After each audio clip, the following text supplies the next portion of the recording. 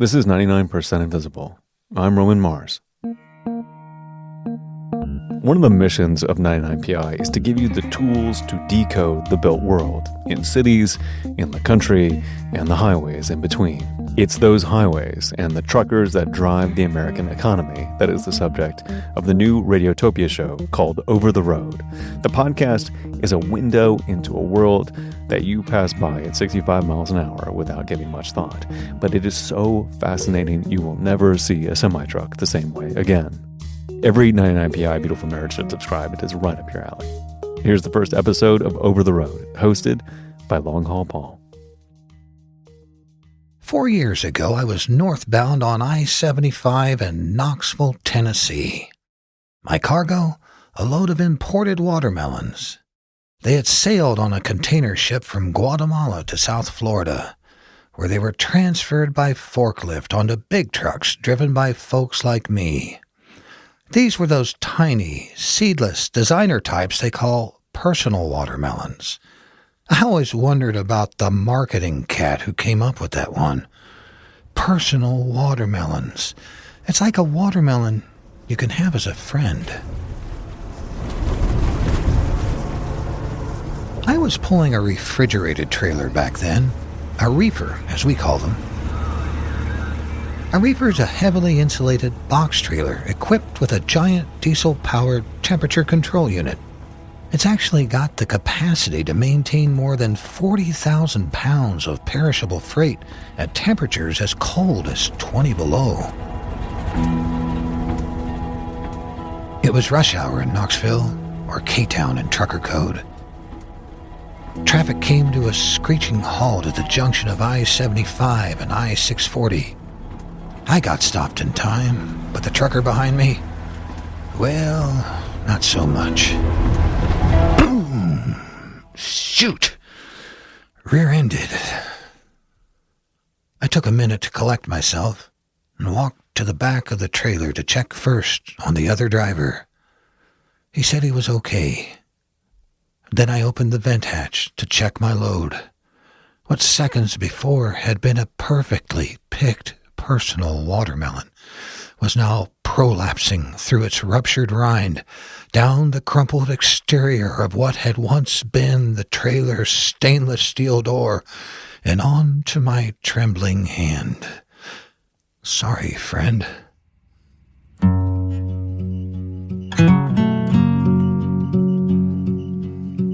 Unbeknownst to me at the time, this baptism in the puree of a personal watermelon would come to be my own creative Big Bang. Strangely, as a result of this event, I would come to be a part-time recording artist, a contributor for Overdrive magazine, and now even a card-carrying, podcast-producing radiotopian. I'm Long Haul Paul. You're listening to Over the Road.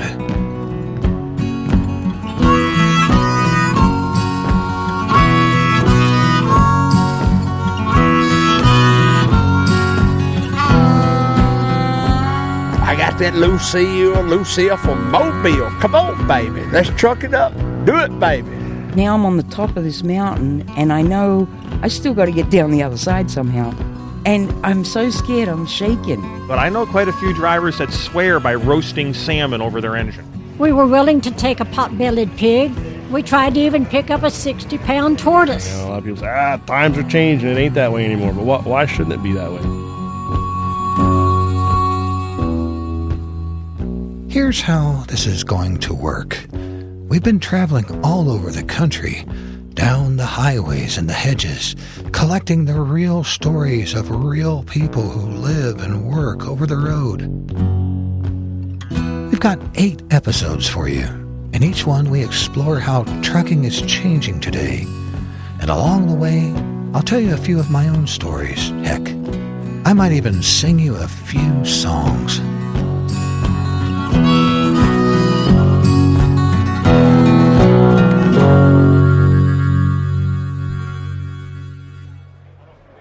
Let's start out at a place called the Kentucky Expo Center in Louisville, home to the Mid-America Trucking Show, or MATS for short. Think of a Home Depot about 12 times its normal size, then fill it with trucks, truck drivers, and every possible thing anyone has ever thought of to make a buck off a trucker. It's an automatic snow chain system. It works good. So what we're selling is bedbug heaters for truckers that have cabs. Throw in 90,000 people with some concerts and swag, and you've got the Mid-America Trucking Show.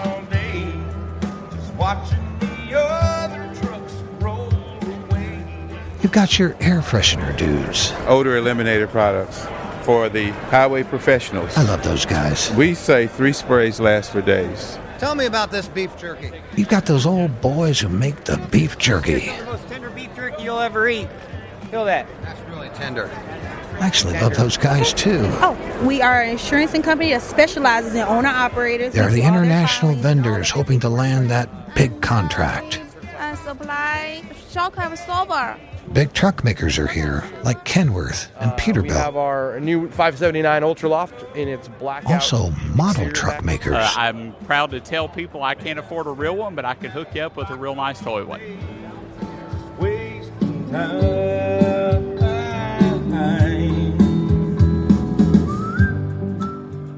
But for many long-time gear jammers, that signifies something more. It's a hobo convention of sorts.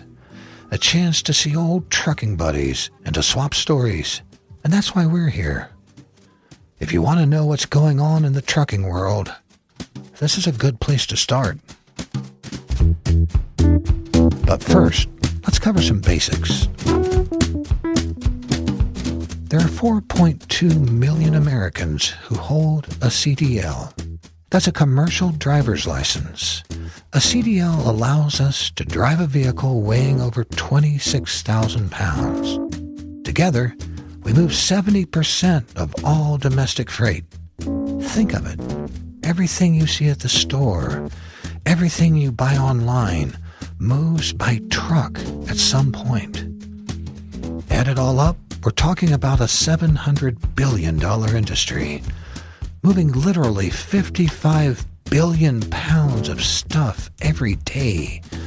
At that rate, American truckers could haul off the Great Pyramid of Giza, stone by stone, about 5 times a day.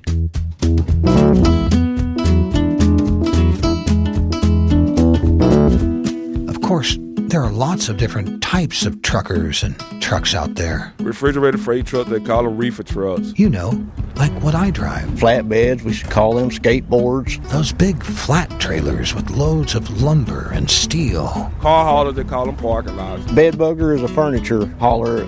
A tanker truck we call a tanker yanker. I drive one of those sometimes too. Trucks that haul bull, they call them bull haulers. I mean, there's all kinds of terminology for them. As you can imagine, we have our own factions, cliques, and hierarchies. Flatbedders don't usually associate with the reefer guys like me, and the bull haulers could never see themselves as freight haulers, or door swingers as they call them, because all a door swinger does is back up to the dock and swing the doors open and shut. Or so they say. But here, for 3 days at least, none of that matters. We're all just drivers, and not a one of us came here to have a bad time. Volvo Dynamic Steering with Stability Assist is a new innovation from Volvo Trucks. A lot of the talk at MATS this year is about new technology. When a truck starts to skid, it seems every part of the truck has got a computer in it now. The suspension seat is turned on. Even the seat. Notice how much of the bouncing is eliminated by the active suspension seat's computer-controlled motor. And there's a feeling the technology is not just changing the truck, but it's changing us and the way we do business. That the codes and culture of trucking are eroding before our eyes. Have we met? Or just really briefly? Like I think it last year. I bump into a Facebook friend on the show floor named Greg Murphy, who now works for Uber. Threw in a resume and I figured, this is never going to happen. Yes, the rideshare company, Uber. And here I am. Now, Greg, you have a unique story because you are a longtime truck driver. Right, exactly. Who has become like the public relations liaison for Uber. Is that exactly kind of the interpreter? I would call it between the trucking community and Uber Freight. Greg is affable, middle-aged, with a salt and pepper beard and a cool fedora. More truck driver than computer person, that's for sure. All around him is a veritable phalanx of Uber's black-shirted millennials. But Greg speaks fluent trucker, and so he pulls out his phone and shows me another middle-aged guy in yet another fedora. So here it is, it opens up. How to use the Uber Freight app. And it knows that I'm in Louisville today, so now it's thinking about it. And so it has these little cards for each load, right? So instead of connecting cars with riders, Uber Freight is connecting trucks with loads. So read that off to us, Greg, if you would. So this one is from Walton, Kentucky to Los Alamos, California for $3,070. That's the price for this load. It's 1,800 miles. It has what type of trailer, the load number and all that, what it is, the weight. All I have to do is tap that card, and the load is mine. No phone calls, no haggling. Technology's coming, and it's we need to embrace it and be part of the conversation. I have to wonder, though, at $3,000 on a stated distance of 1,800 miles, doesn't no haggle simply mean take it or leave it? You have no choice. I'm going to just confess to you, there is a primal fear about the power of a company like this. Well, I think change overall is just difficult for people to embrace. It's unfamiliar. We don't know what it's going to look like, and that creates anxiety.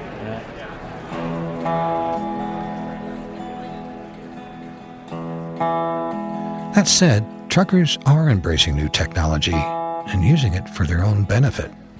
You've got quite a hat collection.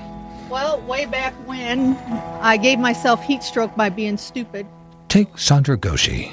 Basically, you tell them how the people treated you, if you were professional, if there was a bathroom that you could use, because there's a lot of places that don't allow truckers to use their bathroom.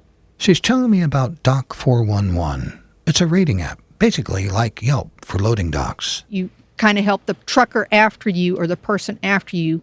They've surveyed over 10,000 truckers about their experiences. Sandra here is Dock 411's #1 reviewer. If they have forklifts, that you use forklifts. What are some of the other attributes, Stephen, that you can think of? If there's overnight parking, if you can sleep there in the overnight parking. Sandra drives as a team with her husband, Stephen. Professionalism, how you were treated professional. If I was to read the review that I put in for this one dock, I would never take freight into this dock. We went in there the first time and we waited 3 hours to get unloaded, which that's okay. Second time we went in there, we waited 13 hours. No bathrooms, no facilities, and couldn't leave the truck. Reviews like that are added up and turned into a scorecard for every dock they do business with. Dock 411, it's one of those things that it's like, it's never going to be complete because there's always going to be new docks. But it's going to be a big relief to all us truckers.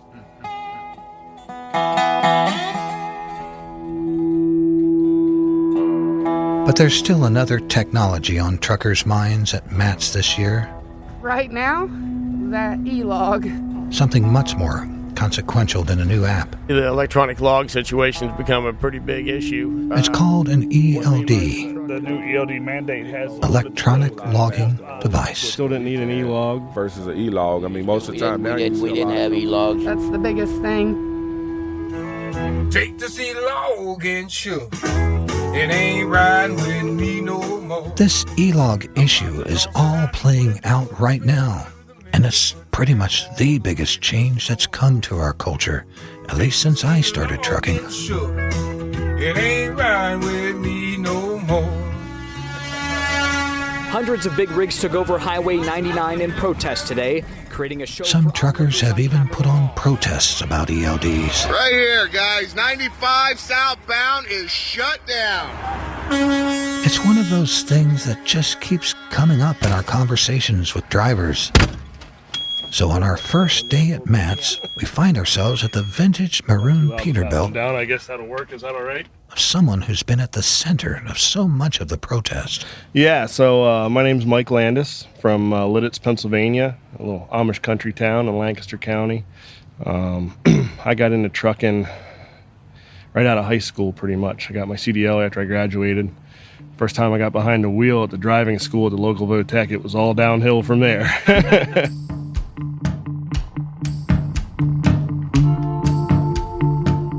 E-logs are all about how truckers record their driving and working hours. So yeah, we have what they call our hours of service, which is once you come on duty, you're allowed 14 hours of working time. 11 of that 14 can be driving, but then you have to take 10 hours off before you can go back to work.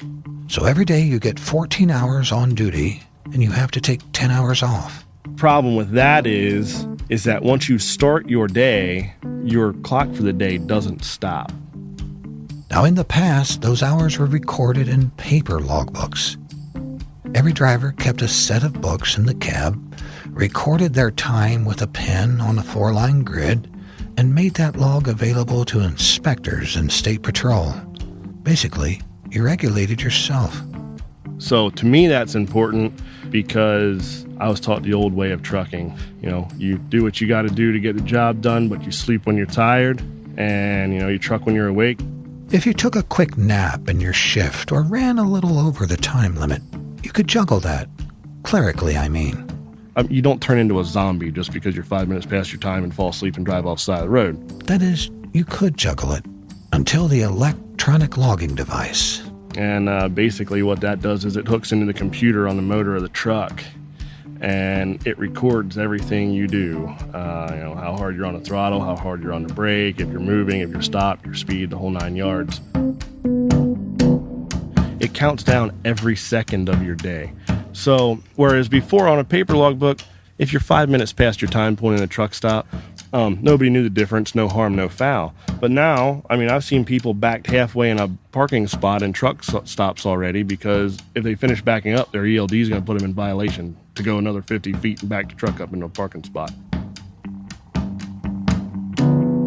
Yeah, you hear stories like this all the time. Trucks beached like whales in the most god-awful places because their drivers ran out of hours. You've probably seen those trucks yourself. That's because in December 2017, a new mandate came into effect requiring virtually all trucks on the road to run an electronic log. And to me, it's a slap in the face. Driving a truck at 18 years old, I'm now 33, closing in on 2 million miles. I have a clean driving record. To me, that all comes down to the way I was taught. That comes down to the responsibility of knowing you're operating an 80,000-pound machine. The fact that they're going to tell me that I need this thing in my truck to keep me safe on the road doesn't sit well with me at all. No, I hear you loud and clear. We do these Ohio, Texas, Florida triangles a lot. Denise's stepmother is dying. She's in a Louisiana nursing home. And we want to see her. She's days away from dying, literally days away from dying. And I'm on an ELD. We stop to see her. And essentially, we've got to say our goodbyes to her in about 45 minutes because our 14-hour clock is ticking. And I just have this moment of complete clarity that something's got to give. Yeah, and there's a lot of people that will say, hey, that's not true. They don't force you to drive tired. They don't force you to not take a shower, yada, yada, yada. Well, you're right. The thing doesn't reach up and grab me and tell me I need to keep trucking. But the sad reality is they kind of do. Now, I should say here that Mike does not run an E-log. The reason my truck don't need one is because the cutoff date is 2000 and newer need them, and 99 and older do not. So his 99 Peterbilt is just too old to connect to a computer. But Mike has done more than just avoid the new regulation. He's actually fighting it. So we started the United States Transportation Alliance, and the unique thing about us is that all of us are drivers that met through doing protest type stuff, for the industry. And nobody out here that is making these rules or regulations or pushing for rules or regulations have ever sat behind the wheel for any amount of time, and definitely not any time recently. So, when we go to DC, and we go every month right now, we park our trucks. We meet with congressmen and senators and FMCSA. That's the Federal Motor Carrier Safety Administration. Truckload carriers. We've met with the Teamsters. So it's been a pretty good thing, and we were fortunate enough to help with the hours of service that are supposed to be changed. I'm actually expecting an announcement here at MATS for that. In fact, the keynote speaker for the weekend is none other than Elaine Chao, the United States Secretary of Transportation. So we're hoping that it has to do something with that. I realize things change with the times and technology goes and this and that and the other thing, but trucking's still trucking.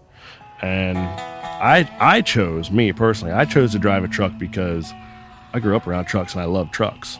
And for me, it sounds kind of corny, but the other week I was invited to a concert by someone that we know, backstage and stuff. And afterwards we were hanging out and like watching this guy up on stage, you could tell he was just in his zone. And I said, the best way I could describe watching you on stage is like me riding across the California or Arizona desert with the truck pressed out and the moon lit and the chicken lights on and just pipes singing and cruising. And some people are like, what?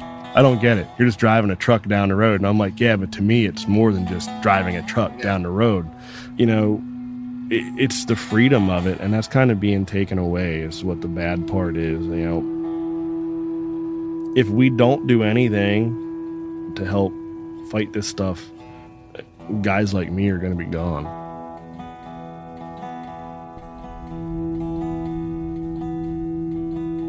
After the break, we'll hear that big announcement from Elaine Chao. But first, we venture out onto the parking lot at MATS. We'll hear why this e-log thing is such a big deal, and I'll tell you what gave for me, and how ELDs led, at least indirectly, to the making of this podcast.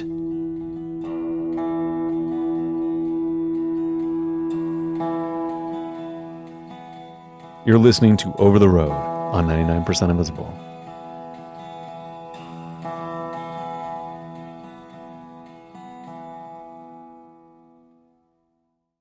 Here again is Over the Road.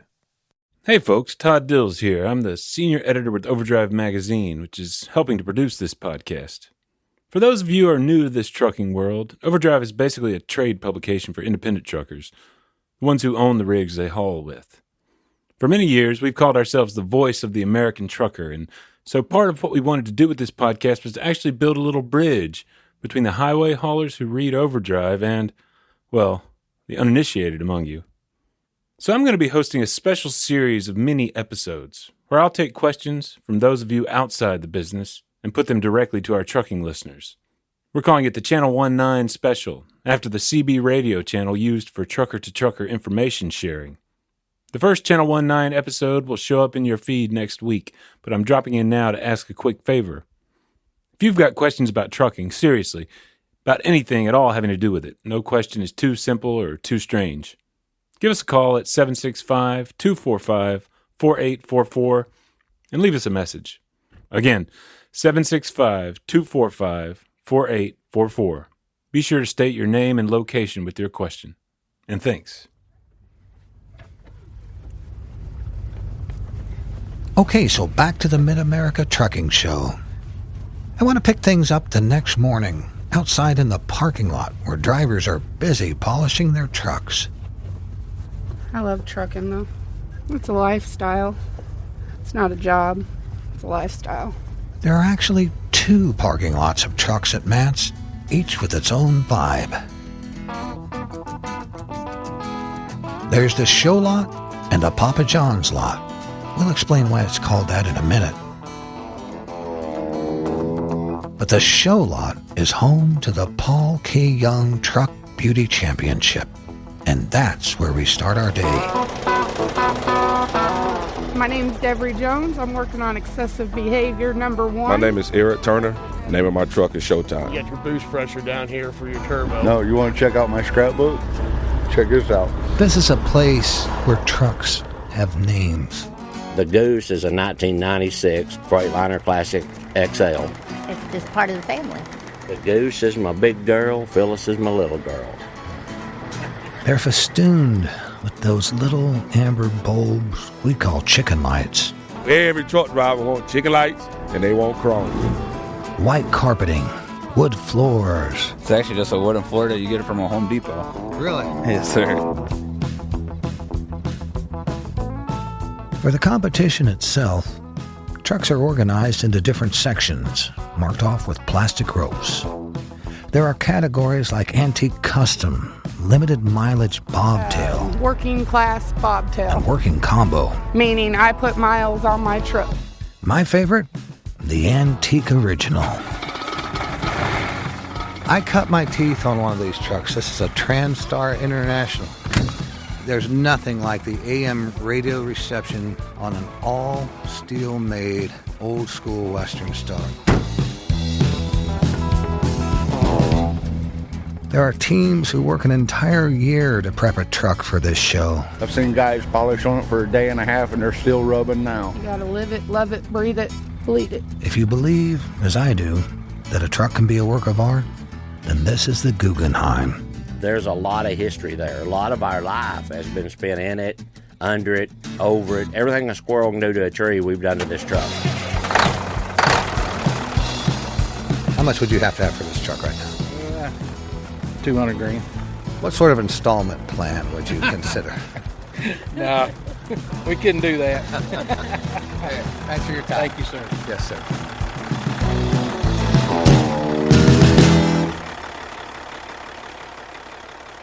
As we leave the show lot, I know that 200 grand Peterbilt will never be mine.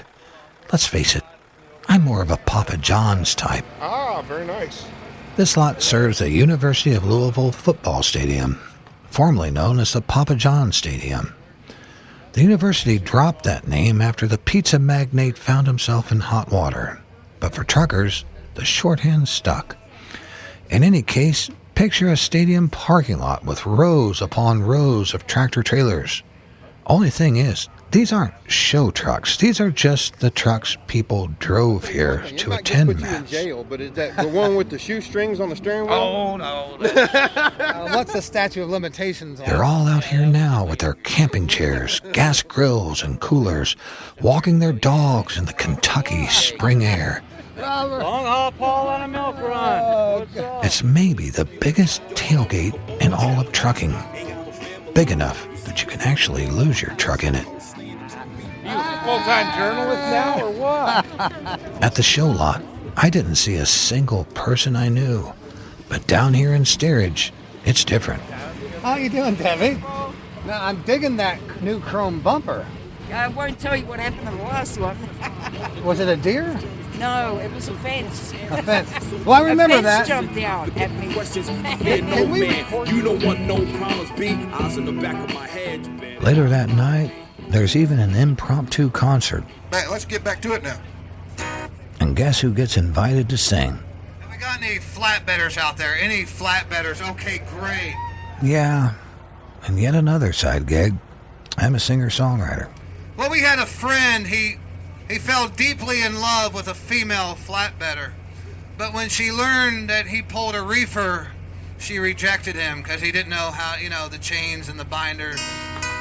And it's called I'll Never Run That Back Door Anymore. Well, she dollied down and dropped me, Lord. Let me like a NASCAR Ford, took her tin and put it in the wind. Said she couldn't live with the guilt of what we done in that Peterbilt, and I'll never run that back door again. In a way, concerts like this are a reenactment of a bygone age, when drivers would be laid over at some truck stop. Someone would bring out a grill. Someone would contribute a case of beer. Someone might commandeer a chicken or two off their load. and someone might just have a guitar. She said, Paul, it ain't no use. You're a door swinger, and I ain't gonna live this life. Maybe that's why this e-log thing is such a big deal.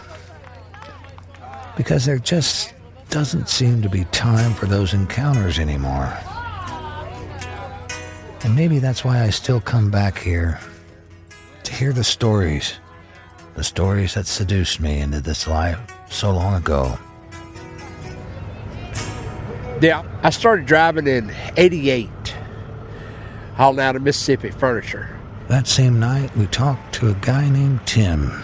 And they would tell you right quick like, if you cannot turn 5,000 miles a week, we don't need you. We've got a stack of applications over here this thick. We can replace you tomorrow. And of course, then you take dope. You know, I would take a gram of good crank dope, and I would do a line every 300 or 400 miles. And for some, there really was this dark side to the old days. I mean, taking whatever drugs you could take to stay awake. Stories like this of trucking's wilder days really aren't that hard to come by around here. We would stop exit 30 in Tennessee, exit 200 in Virginia. And for some reason, now, which is exit more than ever, I think, we've been herded onto the digital reservation of the e-log. It's like we have to tell these stories. I remember one time, I went all the way to Boston.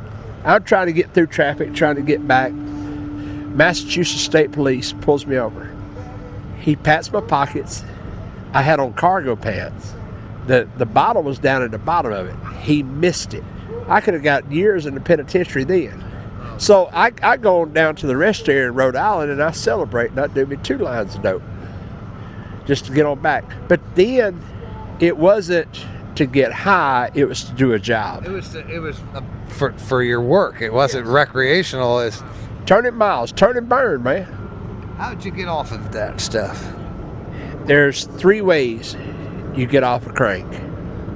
Meth.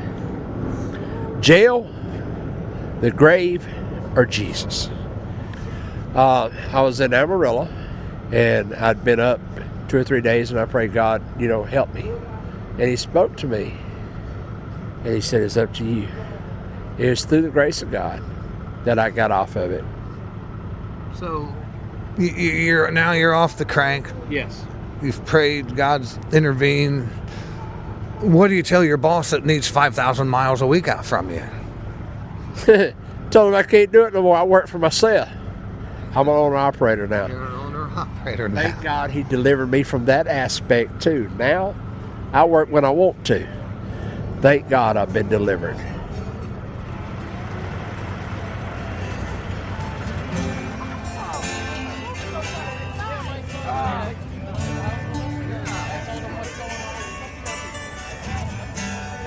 If I leave here tomorrow. I got my first ELD back in 2016. A few months after that watermelon wreck I told you about in Knoxville, the fleet I worked for announced that we would roll out an e-log pilot program. Guinea pigs were needed. Something about Knoxville jarred me more than it should have. For years, I had pushed myself to the limit as a produce hauler and had never been bothered by the what-ifs. But after Knoxville, it just seemed like my 9 lives were up. At that time, the e-log felt like kind of a way out of all that. So I let Brenda, our safety officer, know I would give it a try. Yep, that's right, folks. I volunteered.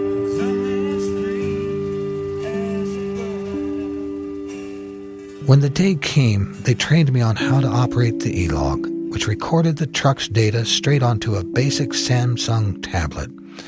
The company told me not to go crazy on Netflix, and off I went. Since I was now carting around this brand new tablet, I started recording some of my songs and posting them on YouTube. This song came to me in a dream. It goes something like this. I also began writing about my experience of being an old trucker who had to make the e-log switch. I mostly did this as a cathartic exercise, but on a whim, I sent some of these ramblings to an editor at Overdrive magazine named Todd Dills.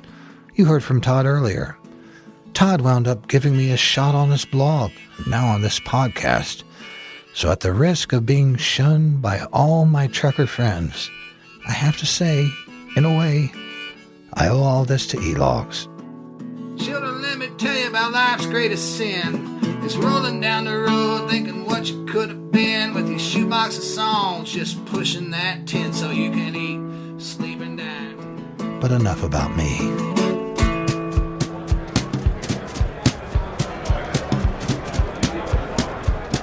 All weekend, drivers are waiting for that big update that Mike was telling us about on the new rules for E-Logs, what we call hours of service. Yeah, we've had a few people sign up to be members and stuff so far while we've been Mike here. Landis even has a booth set up on the showroom floor of Matt's. Dropped a couple $1,000s out of my own company to build the booth, and we trucked it here and stuff He's like got that. a whole crew here, dressed in their matching black shirts. You know, to get the word out there and show people who we are and what we're doing, and what better place to do it where there's thousands of truck drivers at one spot, you know? It's been a year now since the ELD mandate went into effect, and we're all feeling it in one way or the other.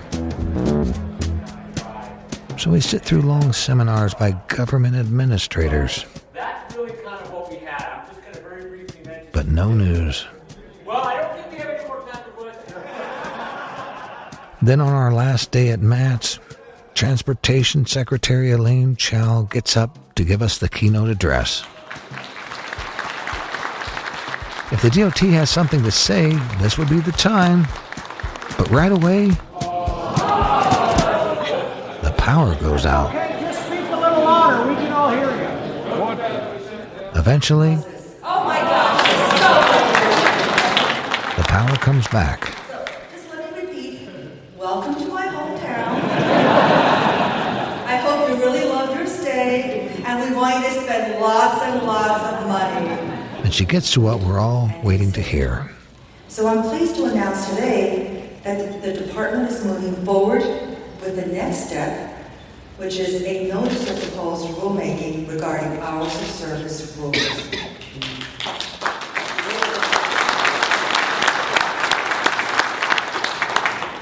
So I can't go into the details, but let me note that the department understands Still nothing. No news. increasing flexibility and is giving it serious consideration. Just then, The department looks forward an alarm sounds. Someone trying to tell us something? They don't want to let me tell you this good news. I think they're not worried. I'm not worried. Instead, the speech turns to the usual platitudes. You are the lifeblood of what makes our commerce work. I'm so tired of that line. You enable bread to appear on our grocery shelves. Blah, blah, blah. Work, and we want to thank you for it. America will come to And without really saying much of anything at all, Elaine Chow bids us all farewell. easier for the rest of us. Thank you so much.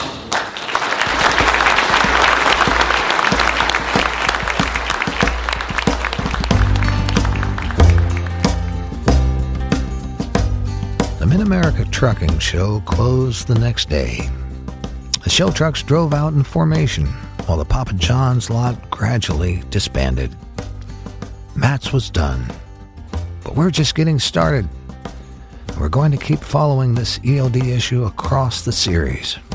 We'll hear how Mike Landis brought his fight to the streets of Washington, D.C. and found unlikely allies in the process. For some context, we'll go deep into the history of trucking with one of my favorite writers. We'll hang out at truck stops and meet the families of truckers to understand how this business affects the people around us. And we'll peer into a future where the trucks may just drive themselves. But first, we're going to Grand Island, Nebraska to find out why anyone would want to drive a truck in the first place. I was intrigued, and so I called her up and I said, now come again about this truck driving. Now, what did you say? Thanks to everyone who entrusted us with their stories. We'll catch you again over the road. Mama said to me, son, you know you can become whatever you want to be. So by my old grizzled brow, it hurts me somehow for her to see what became of me. See, at 19 years old, I was restless and bold when the highway called me one day. Now it's down in my blood and it rolls like a flood and it takes everything in its way. Now I'm working over the road, over the road, working over the road, over the road. It takes a lot of people to make a podcast, and I'm going to tell you about all of them. Our over-the-road pit crew includes producer and sound designer Ian Koss and contributing producer Lacey Roberts at Transmitter Media. Our editor for Overdrive Magazine is Todd Dills. Our digital producer is Aaron Wade. Our project manager is Audrey Martovich. And our executive producer for Radiotopia is Julie Shapiro. I'm Long Haul Paul. All the music on the show is by Ian Koss and myself, featuring performances by Travis the Snake Man Womack, Terry Two Socks Richardson, the late great Roger Clark, Jan Gullett, Jim Whitehead, and Andrew Marshall. Additional engineering by Donnie Gullett in Muscle Shoals, Alabama. Special thanks to these drivers and vendors whose voices you heard throughout. J.D. Howard of the Ohio Great Lakes Regions, Atlanta-based small fleet owner-operator Eric Turner, Daniel and Phyllis Snow of the Goose Freightliner Classic, Chad Boblett from Kentucky Horse Country, Robert Palm, creator of TruckersFinalMile.org, Christopher Burnett of Burnett Farm Toys, and Debbie Dingo Deserato. We also heard from Devray Jones, Jason Earlywine, James Raines, Bubba Davis, fellow singing truckers Brad James, Taylor Barker, and the Jake Brake junkie himself, Terrence Mathis. Over the Road is made possible by support from the folks I've worked for a really long time. Moeller Trucking, now celebrating over 30 years of safe and reliable transportation for the food industry. For more information, check out MoellerTrucking.com. Over the Road is a collaboration between Overdrive Magazine and PRX's Radiotopia, a collection of the best independent podcasts around. I've turned a lot of overnight reefer loads listening to shows like The Memory Palace and Criminal. Seriously, find out more about the whole network at radiotopia.fm. Look for Overdrive Magazine at overdriveonline.com, where you can read Todd's Channel 19 blog, hear the Overdrive Radio podcast, and explore more about trucking. You can find Over the Road online at overtheroad.fm. Be sure to follow us on all those usual platforms too: Facebook, Twitter, and Instagram at Over the Road Pod. You can see some of my videos on YouTube by looking for Long Haul Paul Music. Thanks for listening. Hanging in till the end of the run. We'll be back next week with a Channel 19 special, then in 2 weeks with more stories from Over the Road.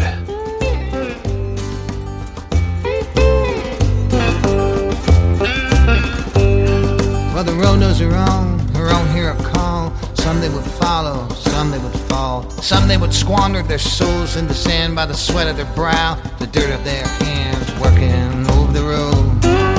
Over the road, working over the road, over the road, working over the road, over the road, over the road, over the road. It's like a watermelon you can have as a friend. It's like a watermelon you can have as a friend. You can have as a friend. You can have as a friend. No, that's the way. You can have as a friend. No. Like a watermelon you can have as a friend. Radiotopia.